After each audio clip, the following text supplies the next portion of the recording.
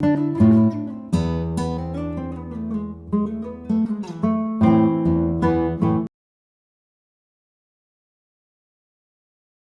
tú puedes presentar. No, tú preséntame tú. Yo estoy dando la primera. Tenían 5, pero Tómale la mano. ¿A las 3?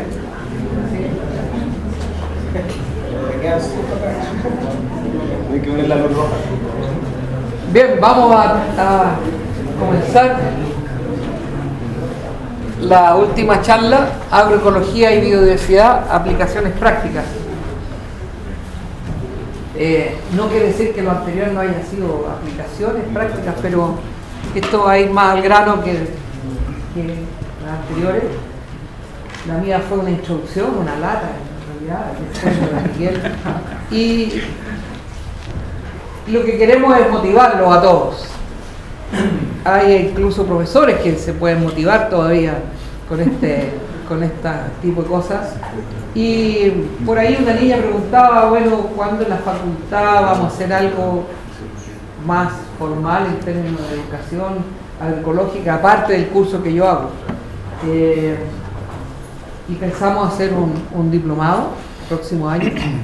No sé si alcanzamos este año, si no el próximo ya con toda seguridad vamos a hacer un diplomado en agroecología, en el cual esperamos contar con la participación, aunque sea leve, de Miguel Altieri, de Clara Nicol, su señora, que es experta en el tema, de Axel Torrejón, ex alumno nuestro acá en la facultad, y uno se siente como pez en el agua con todos amigos aquí. Así que dejo con ustedes a Axel Torrejón, que él, aparte de ser agrónomo de esta facultad, es consultor internacional en el área de agroecología y agricultura orgánica, y él va a contar un poco sus experiencias prácticas. Así que Axel, todo tuyo. Muchas gracias. Bueno, primero agradecer a Jaime la invitación, ¿sí? Yo estoy aquí feliz, aquí fui a donde di mi examen de grado. Bueno, un honor también estar con Miguel compartiendo este espacio. Y más que nada, mi presentación se va a reducir a 3 partes. Una que me presento rápidamente, porque como siempre pasa, uno nunca es profeta en su tierra, aquí no me conoce nadie, ¿sí? Pero afuera sí que de a poco me ha ido conociendo un poco la gente. Y las experiencias que he tenido, principalmente como asesor de diferentes fincas orgánicas o ecológicas, como se les llama allá en Europa. Y un poco va a ser una presentación, y después me voy a centrar en una cosa que es un tema para mí bastante importante, ¿sí? Esa va a ser un poco la presentación, ¿sí? Parto siempre con algunas cosas que las escribí yo, pero eso no significa que sea el único que se le acuerden, ¿sí? Que para poder hacer agricultura, lo fundamental es tener una cultura del mundo agrícola, que es algo que se echa de menos, ¿sí? Mucha gente se pone a hacer agricultura, pero la cultura de lo que es el mundo agrícola, principalmente dada por la experiencia y la sabiduría, de lo que hablaba también Miguel, que se transmite de generación en generación, ¿sí? Eso es fundamental, ¿sí? Si no contamos con esa experiencia que viene desde mucho tiempo, no podemos llegar a hacer una agricultura en condiciones. Uno de los objetivos agroecológicos que me planteo yo en mi trabajo es poder conocer y entender el funcionamiento de un sistema en el que interactúan organismos vivos, tales como el suelo, los cultivos, los insectos, los animales, los hongos, ¿sí? Para poder, una vez que uno conoce y entiende cómo funcionan estos sistemas, recién podemos llegar a tener un producto exitoso, competitivo en el mercado, ¿sí? Ya las cosas orgánicas, ecológicas no son ni las más chicas, no. Ahora el mercado tienes que ser competitivo para poder vender tu producto. Y, obviamente, que sea sustentable. Y una tercera idea es que la vida que soporta un suelo vivo, ¿sí? Depende de las interacciones entre los diferentes macro y microorganismos presentes en él. Y estos procesos condicionan su fertilidad, tanto física, química como biológica, ¿sí? A veces nos centramos en una parte de la fertilidad del suelo y ese es un error, ¿sí? Tenemos la parte física, ¿sí? Es muy importante y esa muchas veces se olvida. Y ahora ya me voy a presentar rápidamente lo que he estado haciendo allá, ¿no? Resumir 8 años en un ratito, no es fácil, pero me fui como director agrícola de una SAT, ¿sí? Una Sociedad Agrícola de Transformación Biosfera, en Cáceres, Extremadura, a cargo de 1000 hectáreas, el departamento agrícola, 600 de frutales y 400 de hortalizas, ¿sí? A eso me fui contratado durante 2 años. Después de ese tiempo estuve como director de un centro agroecológico demostrativo, ¿sí? En la ciudad de Carcaboso, ¿sí? Que sacó ahora el premio de la UNESCO, uno de los mejores, en realidad un pueblo cercano a una ciudad que está uno de los pueblos en transición, donde se está trabajando la red Territorios Terrae, que son zonas que sus mismos agricultores producen productos y se venden en canales cortos de comercialización, ¿sí? Cosas de las que preguntaban, también me hablaré algo de las 2 preguntas que hicieron, y ahí instalamos un centro de agricultura ecológica. Estuve como gerente de una cooperativa, ¿sí? Que es Crisopa, que junto a una serie de productores agroecológicos decidimos generar una agrupación que se formó esta cooperativa, y como director técnico de Barrunta Sentidos, que era una empresa que se dedicaba a comercializar y promocionar todos estos productos a nivel de toda España, ¿sí? Después, junto con eso, he estado asesorando productores de cereza orgánica en el Valle del Jerte, uno de los mayores productores de cereza en Europa y en el mundo, más de 20 millones de kilos de cereza por año. Director técnico del proyecto LIFE, Huertas Kilómetro Cero en Zaragoza, ¿sí? Zaragoza es una ciudad de 700.000 habitantes, por tu pregunta, y se generó este proyecto Fondos LIFE, donde el ayuntamiento, la municipalidad de Zaragoza, introdujo una serie de dinero para capacitar a agricultores, que ese fue mi trabajo, capacitar a agricultores, pero además abrir un banco de tierras en las zonas cercanas a la ciudad de Zaragoza, ¿sí? Entonces, los agricultores o personas que ni siquiera eran agricultores y estaban interesados en producir orgánico, se metían a una base de datos, se eligieron por diferentes características y ahora ya hay más de 20 agricultores que están viviendo de esto, ¿sí? Todos los sábados por la mañana se hace un mercado en la Plaza del Pilar, ¿sí? Una de las plazas más emblemáticas de la ciudad, donde los productores llegan a las 8 de la mañana con sus furgonetas llenas y a las 12 del día se van vacíos. La gente haciendo fila, esperando tranquilamente a comprar productos orgánicos. Y como va el productor directamente, el precio incluso es más barato que en los supermercados, ¿sí? Porque están todos los intermediarios ya no existen, ¿sí? Entonces existen esas cosas, y en Zaragoza yo estuve a cargo de la parte técnica de este proyecto, que todavía sigue, ¿sí? Técnico de campo de SERAI, que es el Centro de Estudios Rurales y de Agricultura Internacional, es una ONG que trabaja en España y también trabaja en África y aquí en América también, con temas de cooperación internacional sobre todo. Y asesor de APROEVA, que es la Asociación de Productores Ecológicos del Bajo Aragón, ¿sí? También en la zona de Zaragoza, principalmente a cargo de unos 25 productores de almendro, olivar y cereza orgánica.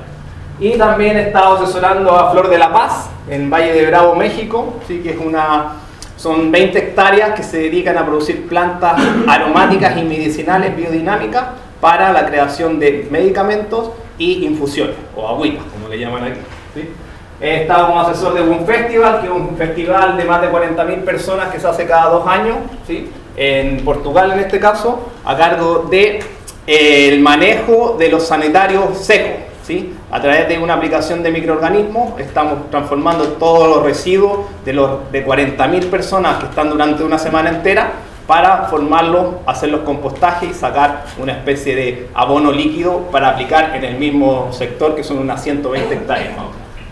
Y me dedico también a la elaboración de insumos para la agricultura ecológica, ¿sí? La mayoría de los productos que utilizan los agricultores que asesoro yo, se los enseño a hacer yo o se los hago yo, ¿sí? Y eso también baja bastante los costes de la producción.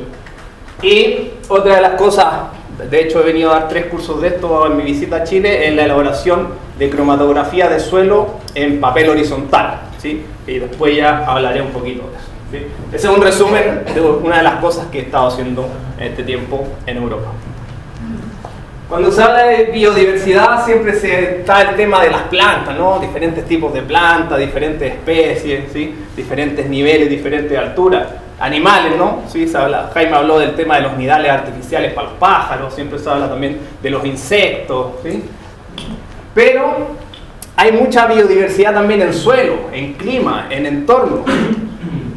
Hay una gran biodiversidad de microorganismos, que poco se toca, ¿sí? Yo hoy día hablaré un poquito de eso porque me parece muy interesante. Y también hay una gran parte de biodiversidad a nivel de los minerales que están disponibles en esos suelos para que estos microorganismos los trabajen, ¿sí? Y esta es una parte en la que me centraré un poquito más porque creo que es bastante importante. Esto es de acá, de Chile, hace ya bastante tiempo. Una de las primeras cosas que hicimos con Jaime en Los Robles es corredores biológicos, ¿sí? Con diferentes plantas que eran algunas nativas y otras introducidas. Y esto se hizo en Los Robles y también se hizo en Casablanca. Y a manera de ejemplo general de todos los análisis y los estudios que se hicieron y los conteos, la mayoría de los artrópodos, ya sea insectos o ácaros que se obtuvieron de este resultado, es que la mayoría o son neutros, o que no nos generan ningún daño, o benéficos.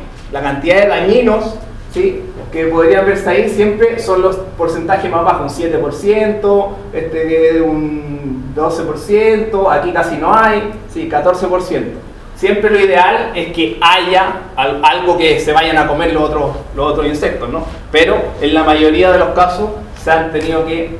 La biodiversidad a nivel de plantas y de estructuras y de altura de plantas nos condiciona a tener una gran diversidad de artrópodos y que es benéfico para los cultivos. Esto ya es en el Valle del Jerte en Extremadura, donde me dedico a trabajar. Este es el valle, todo esto de aquí atrás son plantaciones de cerezo hasta cierta altura y después empiezan robles, castaños, bueno, y arriba ya no hay mucho, ¿sí? Bueno, ¿se ven bien la foto? Sí, ya, que prefiero estar con mejor color. Entonces, el tema del manejo de la diversidad, sobre todo entre las hileras de plantación, estos son cerezos, entre las hileras de plantación es mantener la vegetación espontánea, sobre todo mantener flores, en este caso de color amarillo, pero sobre la línea de plantación es mantener la cubierta controlada, con un acolchado, ¿sí?, con cubiertas para los roedores, en este caso, para que cuando las raíces se vayan desarrollando no tengan esta competencia, ahí estamos mejor, esta competencia de que se habla, ¿sí?, que las hierbas pueden competir con los frutales, ¿sí? Eso a mi parecer no es tan así, lo hemos visto en varias ocasiones, ¿sí? Este es un poco el manejo que se hace en esa zona. Esto es una foto, bueno, todas las fotos que están aquí son tomadas por mí y en fincas donde asesoro yo. Este es el manejo, la diferencia entre un manejo con herbicida, ¿sí?, y un manejo de una finca agroecológica. Yo estoy parado aquí al medio, esta finca está a un lado, me giré hacia el otro lado y esta es la otra finca, ¿sí? Y la diferencia principal es que cuando yo ocupo herbicida se me genera una resistencia de estas plantas, principalmente, que salen, no tienen competencia porque se han muerto todas las otras y generan una altura y un problema grande para el agricultor porque tienen que volver a tratar con herbicida y cada vez se hacen más resistentes. En contrario, esta otra finca que no se usaba herbicida, hay diferencia entre altura y especies de plantas que cada una controla a la otra, ¿sí? Al haber diversidad se genera un control de las producciones de la biomasa de cada planta, por lo tanto no hay ninguna que destaque, como esta tendrá unos 80 o 90 centímetros por lo menos, y estas tendrán 20 o 30, ¿sí? Es más o menos un rastro parejo en toda la finca.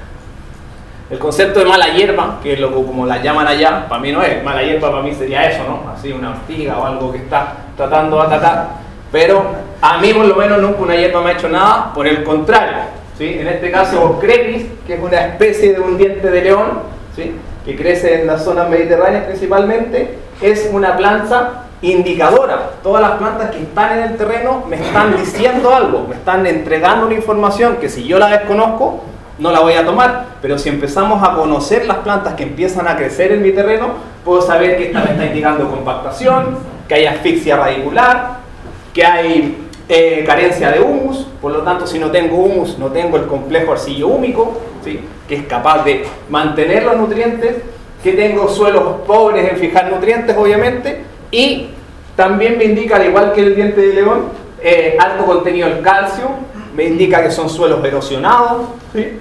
Y esto, hay un libro que se llama Las plantas bioindicatrices, que está en francés, que ha desarrollado para diferentes zonas de Francia y de Europa estas características de cada planta, ¿sí? Entonces, nosotros estamos haciendo un trabajo con todos los agricultores de identificar en diferentes estaciones del año este tipo de plantas para saber qué nos están diciendo de nuestro suelo y de nuestras condiciones climáticas. ¿Sí? Esta es otra finca, son 40 hectáreas de ciruelos en Arroyo San Serván, en Extremadura, España, un poco para ver la diferencia clara entre un suelo cultivado con cubierta vegetal, un suelo erosionado y que no hay nada, ¿no? Ahí no hay muchas palabras que decir, sino que es una imagen que es más que 1000 palabras. ¿Sí? Esta es otra finca de ciruelos, en este caso eran ciruelos de 2 años, ¿sí? Este era el tercer verde, y que se ha desarrollado en forma natural una cubierta vegetal de trébol. ¿Sí? Entonces, no, que me compite, que problema, todo lo contrario. Se incorporan alrededor de 30 unidades de nitrógeno gratis, que no hay que comprársela a nadie. Menores necesidades de riego, ya que el sol no afecta directamente sobre el suelo.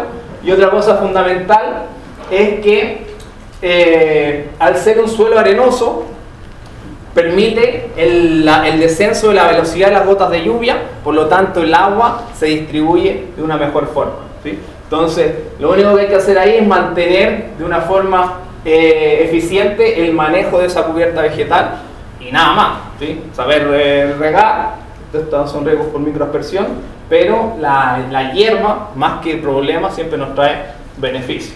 ¿Sí? Esta es otra finca, una finca biodinámica, 25 hectáreas de ciruelo, en otra zona de Extremadura. ¿Sí? Y no veo ninguna competencia que pueda hacer la hierba con estos preciosos árboles que están creciendo ahí. ¿Sí?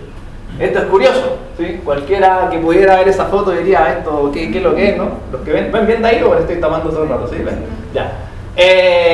Claro, ¿qué pasa ahí? No, es que los ecológicos que no hacen nada, que el abandono, que todo este problema. Este es un momento específico de la finca en la cual estábamos nosotros necesitando de esa producción de biomasa para después hacer una siega y que todo eso se genere un acolchado natural, donde sí que mantengo mayor humedad, donde más que el abono verde, el crecimiento en altura, que es lo que más se ve, es el crecimiento radicular el más importante, porque son raíces que se están metiendo en el suelo, relacionadas con la masa aérea, se están metiendo en el suelo y cuando después esas raíces mueren, generan canales donde el agua y los nutrientes y el oxígeno, ¿sí? Que un suelo tiene que tener por lo menos 25% de oxígeno, ¿sí? Por eso hablaba de las propiedades físicas, no tiene que estar compactado, van a permitir que se desarrollen nuevas raíces, voy a tener materia orgánica en el suelo, y solamente con haber dejado y manejado adecuadamente la hierba, considerando siempre dejar al centro una zona con flores. Una finca que se aprecie de ecológica o de orgánica tiene que tener durante la mayor parte del año flores, ¿sí? Ojalá autóctonas y nativas, y si no, ya pueden producir alguna otra especie. ¿Sí? Esta es una de las experiencias, esta es la parcela 0 o la parcela experimental de 2 hectáreas, ahí en Zaragoza. ¿Sí? Este es un tupinamo, una pataca, ¿sí? Que es una planta que florece mucho y genera mucha masa. Y principalmente el conocimiento es lo que me tiene que inducir a saber si lo que estoy haciendo está bien o está mal. ¿Alguien sabe lo que es eso? ¿Hay algún profesor aquí de entomología? ¿Sí?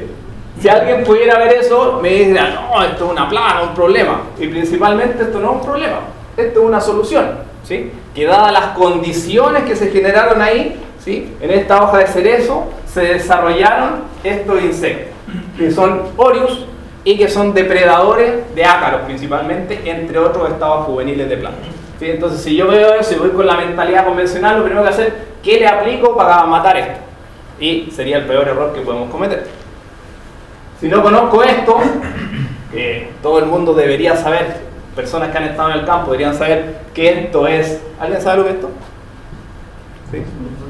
Es una pupa de una chinita, una mariquita, muy bien, que después se transforma en esto. ¿Sí? Entonces, si creemos que no conocemos con lo que estamos trabajando, no estamos haciendo el trabajo doble a nosotros mismos. Esta otra planta que es maravillosa, ¿sí? Que es la Lizum, la lobularia marítima, ¿sí? Una planta muy melífera que atrae a muchos insectos y que florece en condiciones en que la mayoría de las otras plantas no florecen, ¿sí? Que también es, si no tengo plantas que florecen en esa época, es una de las que puedo, y después se hacen una cobertura bastante rápida en la tierra. Esta es la misma finca, otra zona, estos son tomates entutorados, ¿sí? de los cuales sacamos una producción aproximada de unos 6 kilos por planta. ¿Sí? Si sacan la cuenta a nivel de plantas por hectárea, sale una producción de unas 220 o 230 toneladas por hectárea, ¿sí? En ecológico y sin aplicarle muchas cosas. Y esta es la diversidad, esto es anís, estas son escarola, estas son repollo con acelga, ¿sí? Y lo fundamental es de nuevo conocer lo que está pasando en nuestra finca. Por ejemplo, acá dentro de los tomates tengo mi mayor insecticida gratis también. Si doy las condiciones para que se desarrollen arañas, que son unos depredadores increíbles, no tengo que estar aplicando nada, ¿sí? Más telas de araña en ramas de ciruelo en ese caso, ¿sí? También, ¿qué voy a aplicar ahí si con esa red natural tengo todo protegido? ¿Sí? Ahí tengo la protagonista, ¿sí?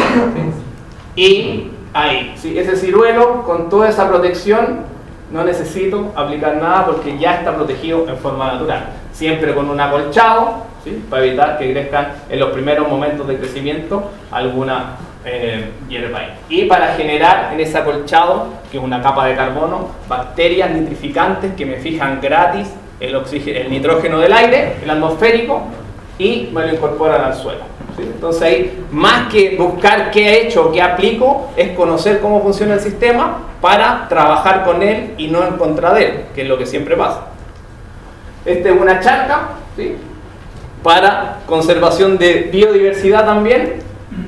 Eso ya la charca que está establecida y está equilibrada con los panes de rana. En esa charca naturalmente llegaron anfibios, libélulas, insectos, muchos mosquitos también, pero las libélulas se las comían. Y fue gente de los que estaban preservando anfibios de ahí de la zona de Aragón y empezaron a usar esa charca para mantener especies de tritones que se estaban extinguiendo, ¿sí? Porque las aguas del Gallego, que es uno de los ríos que está ahí en la zona de Aragón, estaba contaminada con lindano, ¿sí? De hace 20 años atrás todavía está contaminada con lindano. Entonces ya todos esos tritones y todas esas especies autóctonas no estaban sobreviviendo y usaron esa charquita pequeña para poder reproducir. Esto es Extremadura, una parcela de cerezos del segundo año en este caso, y donde se maneja nuevamente la hilera donde están plantados los árboles con acolchado, pero toda la hilera se deja esta diversidad natural con plantas donde generan biomasa, pero aparte atraen una cantidad de insectos considerable que ya me evito a aplicar para controlar cualquier plaga, ¿sí? Pocas aplicaciones, más que nada estas son zonas húmedas donde se han hecho aplicaciones para prevenir hongos, ¿sí? Son zonas muy húmedas, son zonas de pluviometría de unos 1000 litros más o menos al año, o 1000 milímetros al año, y donde la humedad y los hongos son el mayor problema, ¿sí? Es la misma finca después que se ha secado toda la hierba y se ha dejado como acolchado ahí en el mismo terreno, ¿sí? Y esto es el tercer verde, donde pueden ver que esa hierba no ha sido ningún problema para que se desarrollen adecuadamente esos cerezos, ¿sí? Que son uno de los faros agroecológicos, como hablaba Miguel, que la gente va a visitar esta finca porque ve que se pueden hacer las cosas. Lo mejor de esto es el ejemplo, ¿sí? Se pueden decir muchas cosas, pero cuando los agricultores ven que las cosas funcionan, es cuando realmente se convencen, ¿sí? Esta es otra finca en Aragón, donde hay damasco y cerezo, donde se podría ver que está un poco desordenado, hay una trampa para captura de anarcia, pero realmente está pensado la forma de cortar la hierba, primero que nada por el tema de mantener un acolchado, dejar aquí una línea al medio, pero curiosamente, si ven, hemos dejado una línea justo donde están los árboles. Cualquiera me podría decir, no, pero eso va a competir y problemas. ¿Qué pasa? Que nos dimos cuenta que en esas líneas estaba creciendo vicia, ¿sí? En forma natural, y esa vicia estaba llena de pulgones, pero solo la vicia. Pero aparte de pulgones, ¿de qué más estaba llena? ¿Ah? De segundo estado. La pupa es uno de los primeros estados larvarios de Chineta. Entonces, también control biológico absolutamente puro y sin necesidad de hacer nada más que fijarse y observar en lo que nos está dando la naturaleza. Si yo tengo los pulgones y me lo están comiendo las mariquitas y no se me están subiendo los árboles, entonces ¿para qué voy a cortar esa hierba? ¿Sí? Después, en su momento, ya la cortaré. ¿sí? Esta es una araña que está creciendo también en forma natural, de color curiosamente amarillo. ¿Pero por qué es amarilla? Porque está en una zona donde la principal flor que está ahí es de color amarillo. Esto es en México, en Valle de Bravo, ¿sí? La finca de plantas aromáticas y medicinales biodinámicas, ¿sí? Con diferentes zonas. Esta es una zona más plana, que está dividida en sectores, con diferentes zonas de diversidad. Aquí hay varias plantas medicinales y aromáticas. Estos son saucos, donde hay zonas de, esto le llaman toronjil a ellos, ¿sí? Que también genera una planta bastante grande, como de esta altura, con bastante desarrollo, donde van muchas mariposas y van muchos picaflores a alimentarse del néctar de estas plantas, ¿sí? Ahí hay una mariposa. Esta es otra zona que está en poco con pendiente, donde se ha trabajado en curva, en línea clave para el manejo del agua, ¿sí? Para la captura de agua más eficiente, porque aquí esta es una zona que está a 2.800 metros de altura y llueve mucho con tormenta. Hay mucha tormenta donde baja una cantidad de agua en muy poco tiempo que se mantiene con el manejo de línea clave, ¿sí? Esta es la plantación de habas entre las líneas, en este caso de cedrón, para ayudar a diversificar y también a fijar nitrógeno, una leguminosa, y se ayuda a la fijación gratis nuevamente de nitrógeno en el suelo. Otra cosa fundamental, el proceso de elaboración del compost, ¿sí? Bien decía Jaime al principio que nosotros también nos hemos dado cuenta en diferentes análisis que hemos hecho que el aplicar estiércol puede ser mejor que no aplicar nada, pero a veces puede ser peor, porque si está mal fermentado estoy trayendo más problemas a la finca de los que ya tenía. Por eso que es bastante importante hacer un proceso de compostaje y hacer un buen compost, ¿sí? Eso es fundamental. Este es el producto final que sacan ellos, ¿sí? Que es un tecito de cedrón en este caso, con sus símbolos, y que lo distribuyen. Incluso en un tiempo estuvieron vendiéndole a Veleda sus plantas aromáticas, pero después decidieron dejarlo solamente al interior de México. Esto, aquí ya me paso drásticamente a otra parte del tema. ¿Alguien sabe lo que es esto? Bueno, esto principalmente es biodiversidad, ¿sí? Por eso esta foto. Es una trampa de arroz, ¿sí? Está enterrada en el suelo, donde están desarrollándose diferentes tipos de hongos en mi suelo, ¿sí? No es lo mismo tener esta fotografía que una fotografía solo con colores oscuros y grisáceos, ¿sí? Al ver diferentes coloraciones y diferentes desarrollos de micelios, sé que en mi suelo hay una gran diversidad de desarrollo de hongos, y eso es lo que estamos buscando. Más allá de saber principalmente qué hongo es cada uno, de los cuales sí se pueden diferenciar aquí, es ver mi diversidad que hay en el suelo, ¿sí? Curiosamente tiende bastante similar con eso. ¿Alguien sabe lo que es eso? La flora bacteriana, lo que tenemos dentro de nuestro estómago. Y curiosamente, los microorganismos que están dentro de nuestro estómago son casi un 99% similares, sobre todo las bacterias, a los que están en el suelo cuando es un suelo sano y un suelo vivo, ¿sí? Entonces, no es una casualidad, ¿sí? que ocurra esto. Ahora me voy a centrar en otro tema que es también importante, que son la teoría de las 3M, ¿sí? Que sé que voy rápido, pero es un tema de tiempo, después habrá tiempo de preguntas, ¿sí? Hay 3M fundamentales que tenemos que considerar en el manejo de una finca o manejo de un suelo si queremos que funcione como tal. ¿Alguien me podría decir una? ¿Ah? Materia orgánica. Materia orgánica, bien. ¿Otra? Microorganismos. Y la otra que curiosamente siempre la dicen al final, los minerales, siempre al final, ¿sí? Como que la gente se olvida de los minerales, y los minerales son gran parte de lo que somos nosotros. De hecho hay una teoría que dice que nosotros no somos más que minerales animados, ¿sí? ¿De verdad? Y si uno lo empieza a pensar, tienen razón. Microorganismos, materia orgánica y minerales. Pero no me sirve de nada de que esto esté funcionando cada uno separado por sí, ¿sí? Es decir, si yo tengo un terreno que tiene mucha materia orgánica pero no tiene nada de minerales, no me sirve. O si están separados y no están relacionados entre ellos. O que tenga muchos minerales pero que no tenga microorganismos, ¿sí? ¿Eso de qué me sirve? Cuando se empiezan a relacionar estos tres elementos, ¿sí? Entre sí y empiezan a funcionar y establecer un diálogo de comunicación, aquí en el centro se me forma lo que es el humus, ¿sí?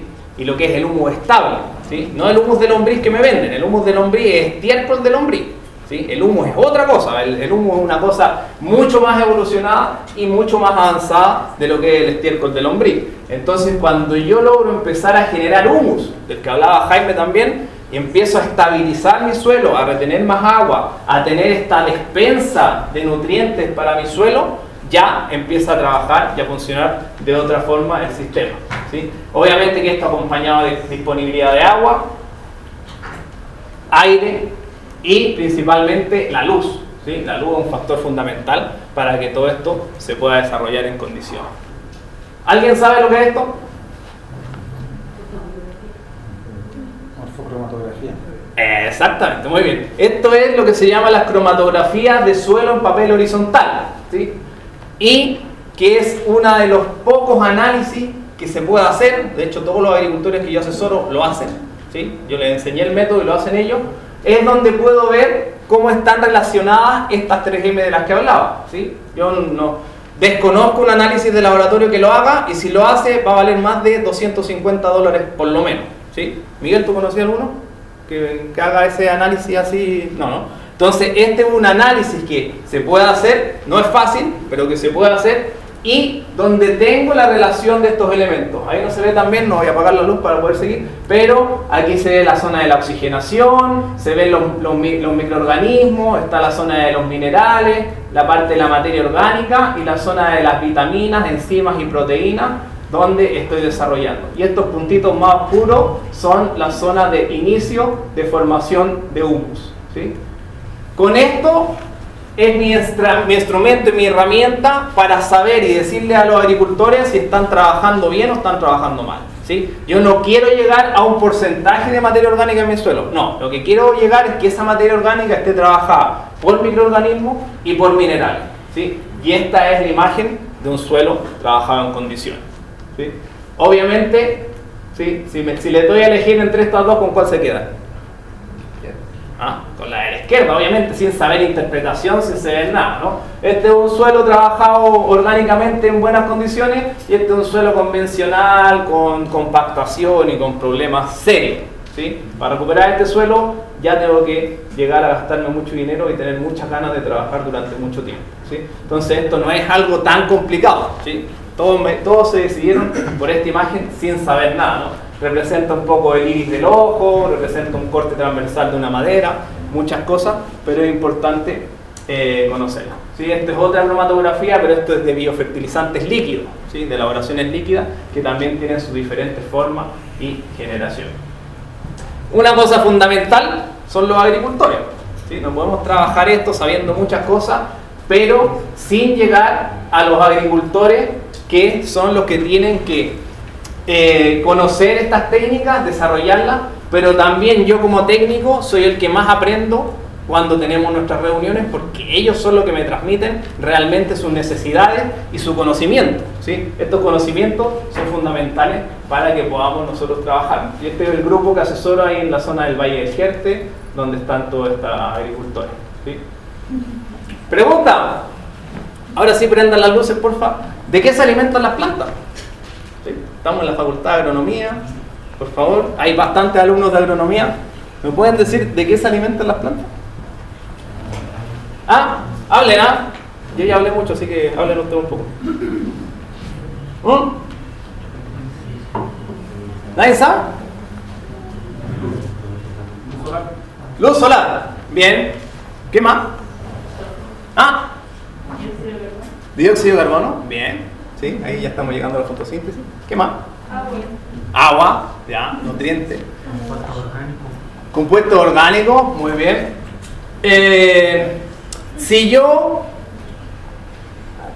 seco una planta, ¿qué son las tres cosas que tengo cuando seco una planta? Principalmente en porcentaje.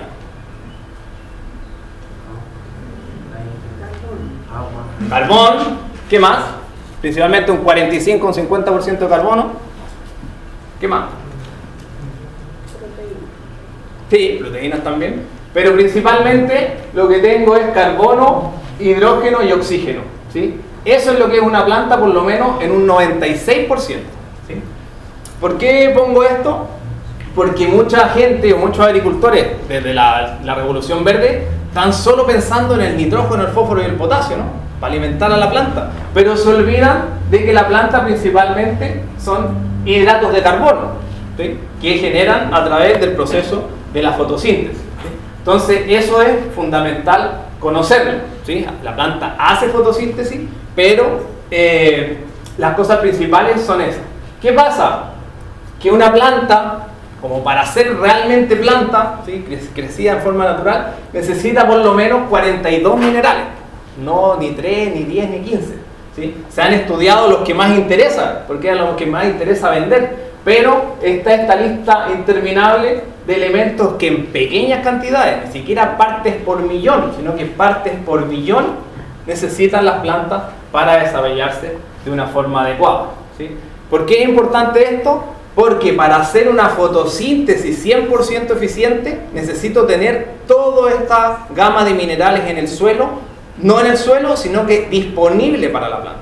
Y eso es lo que nunca ocurre. Yo puedo tener fósforo, potasio o muchos elementos en el suelo, pero si no están disponibles para la planta, no me sirve de nada. Yo puedo hacer un análisis de suelo y me salen todos los elementos. Hago un análisis foliar, un análisis de fruto y me salen 4. ¿Qué está pasando ahí? Que o están bloqueados o están en una forma no disponible para la planta, ¿sí? ¿Y por qué? ¿Por qué pasa eso? Bueno, una parte por la forma del trabajo de la agricultura convencional, ¿sí? Que una vez que he hecho un nutriente se limpian o se lavan los otros o se bloquean, y principalmente por un desconocimiento que se tiene al respecto, ¿sí?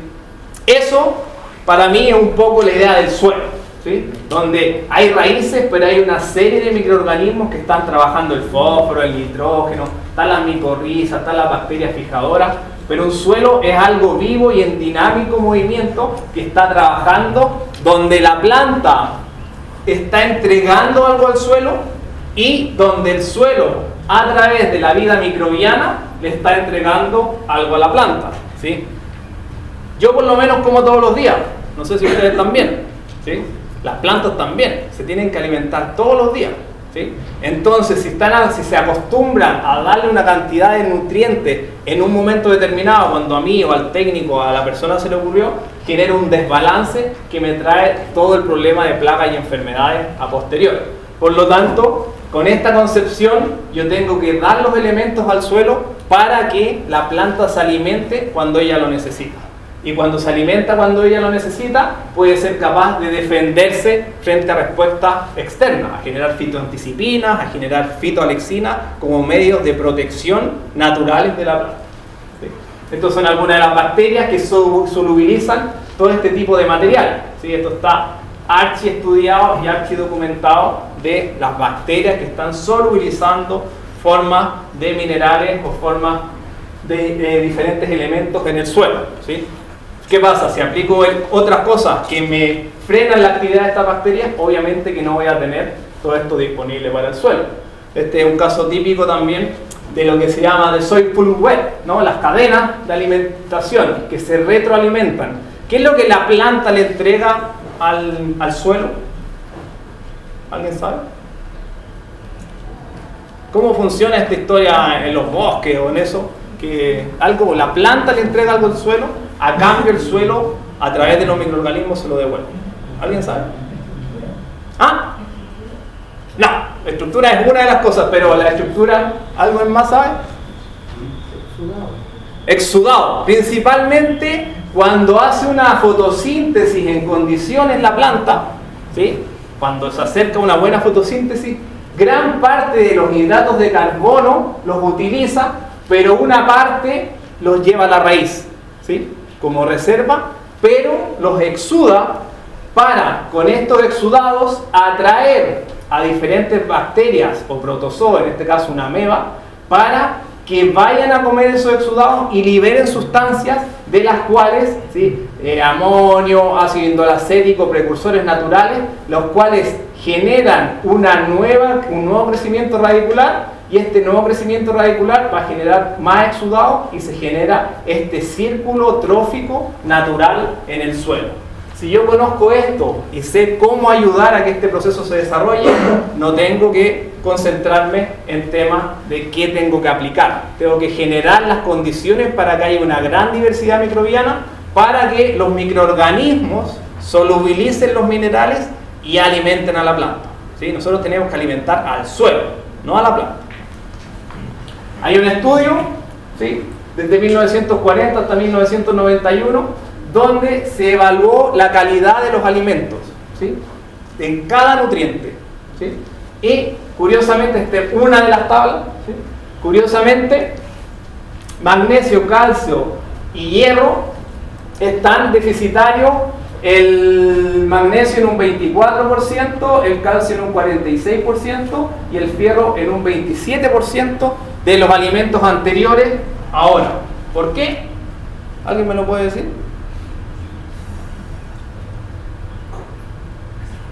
Porque no están en el suelo. Si no se lo estamos entregando al suelo en condiciones, la planta no es capaz de absorberlo, y nosotros, que no se nos olvide que estamos aquí gracias a las plantas, ¿sí? Porque sin las plantas no tendríamos oxígeno, no habrían animales, no habría nada. Gracias a eso es que estamos aquí. Entonces, si las plantas no lo están reteniendo y nos estamos alimentando de plantas que están deficitarias en todos estos elementos, obviamente que cada vez tenemos que consumir más medicamentos, cada vez tenemos que ir más al médico, tenemos que consumir este magnesio y este calcio pagándolo, ¿sí? Alimentos con magnesio, alimentos con bífidos, alimentos con cosas que naturalmente las deberíamos tener y que ahora curiosamente no las tenemos en nuestro cuerpo. Esto ya casi para terminar. Un análisis que lo dejo ahí para que lo piensen. En 1908 la cantidad de espermatozoides y microorganismos era esa, y en el 2008 es esa, ¿sí? Se los dejo para que lo piensen. Son estudios que inició el doctor Henry Pfeiffer, ¿sí?, uno de los discípulos de Rudolf Steiner, ¿sí?, para los que conozcan el tema de la biodinámica, y no deja de ser curioso, ¿sí?, esa disminución que hay ahí. Y otra cosa fundamental, y con esto termino, es lo que les comentaba. Todos estos nutrientes que los microorganismos entregan en forma soluble a las plantas y que después las plantas lo utilizan para diferentes formación del fruto, calidad del fruto, sabor del fruto, son todos estos elementos, son los que después nosotros deberíamos consumir para poder degustar bien los alimentos, para que al degustarlo nuestras papilas gustativas manden una señal a nuestro cerebro para decir que lo que estamos comiendo es ese alimento, y nuestro organismo se prepare para administrar esos nutrientes en nuestro organismo. Si falta este molibdeno en el suelo, ¿sí?, si falta este manganeso en el suelo, no lo absorbe la planta con valor biológico, que hayan pasado por un microorganismo. No me sirve meterle molibdeno químico y lo meto. No, tiene que haber pasado por un microorganismo. La planta no lo va a absorber y por lo tanto nosotros tampoco lo vamos a absorber al alimentarnos directa o indirectamente de la planta. Y así es como cada vez más nuestra salud va disminuyendo y necesitamos cada vez más consumir productos. Yo hace 10 años que no consumo ningún medicamento, solamente consumo lo que produzco yo o orgánico. Y así estoy de momento muy bien. Muchas gracias.